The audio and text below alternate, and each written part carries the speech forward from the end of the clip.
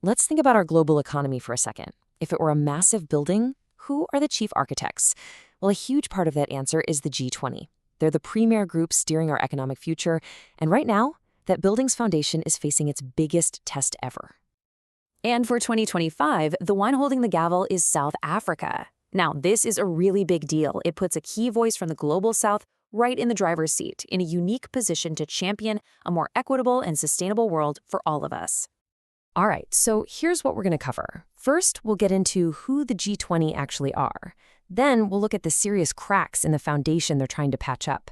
After that, we'll check out their new blueprint for change, meet some of the new voices at the table, and finally, see what all this means for building a sustainable future. Let's do it. Okay, first up, let's talk about the economic architects themselves. What exactly is the G20, and why do they have so much influence over, well, pretty much everything in our global economy? So, the G20 was actually born from the financial chaos of the late 90s. The thinking was pretty simple. The world needed a bigger, more inclusive group to keep things financially stable. Fast forward to today, and its members make up about 85% of the entire world's economic output. So yeah, when the G20 talks, pretty much everyone listens. But here's the thing. Even the best architects have a problem when the foundation is shaky. And right now, the G20 is up against not just one, but three huge interconnected crises that are seriously threatening to bring the whole structure crashing down. The first massive crack, the climate emergency. And let's be clear, this isn't some far-off problem for our grandkids. It's destabilizing our world right now. And tackling it is going to take some immediate and, frankly, very bold action. And if you want to understand just how big this challenge is, get a load of this number. In 2022 alone, the world spent, wait for it, $7 trillion on fossil fuel subsidies. That is just a staggering amount of money that's actively pushing us in the complete wrong direction. All right, crack number 2 is a crippling debt crisis.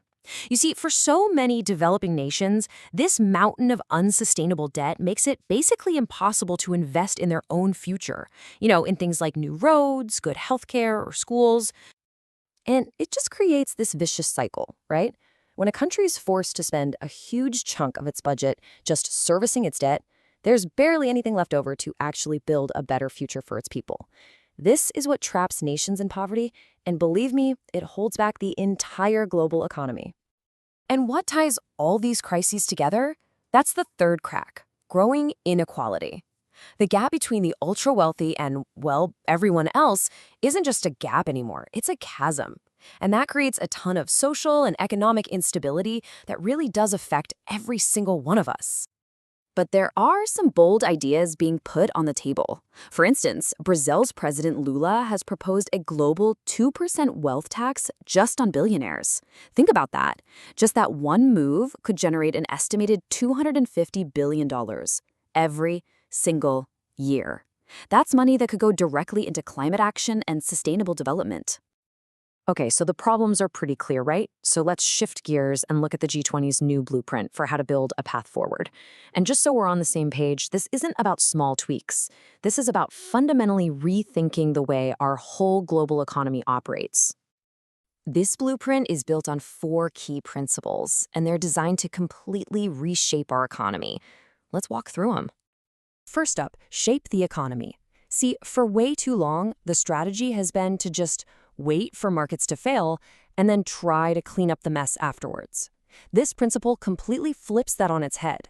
It's all about being proactive, using policy to steer investment toward big public goals, like, say, a green energy transition.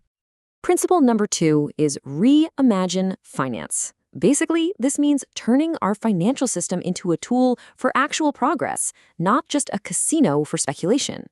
The whole idea is to get money flowing into projects that build long-term resilience and help our environment, instead of just chasing a quick buck. Third, we need to rebuild capable states. Look, to lead a transformation this big, governments can't just sit on the sidelines. This principle is all about reinvesting in a skilled, innovative public sector, one that can actually act a bit like an entrepreneur, taking smart risks to really drive change. And finally, number 4, and this one is absolutely crucial, advance global equity. The move to a green economy has to be fair. It's got to fix those historical imbalances and make sure that developing nations are partners and leaders in this, not just recipients of aid. Now, a huge piece of making this whole blueprint work is making sure that the architect's room is a lot more diverse. It's all about bringing new voices to the table so we can design better, more inclusive solutions for everyone. And you know what? We're already seeing this happen. Inside the G20's own parliamentarian group, which they call the P20, you've got women parliamentarians pushing for things like gender-sensitive budgets. And you've got young parliamentarians fighting for more youth participation. These kinds of fresh perspectives are absolutely vital if we want to create better policy. Okay, so this brings us right back to the current G20 leadership. Let's take a look at how South Africa is trying to turn these big ideas and principles into actual, concrete action. South Africa's presidency has anchored its entire agenda around three really powerful themes: solidarity, equality, and sustainability. And these aren't just buzzwords. They're the core guiding principles for everything the G20 is set to do in 2025. So, how do you actually turn those themes into financial policy? Well, the G20's Sustainable Finance Working Group, or the SFWG for short, is zeroing in on three key actions. First, strengthen the global financial system to handle sustainability. Second, seriously scale up the money for climate adaptation. And third, unlock the potential of carbon markets to help pay for it all. And this, really, is the ultimate test for the G20.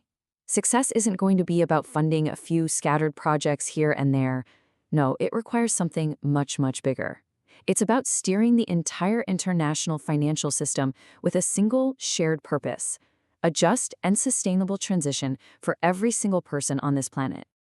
So, the blueprint is on the table. The architects are all in the room. The big question that's left is, can they actually work together to build that fairer, more sustainable world we've been talking about?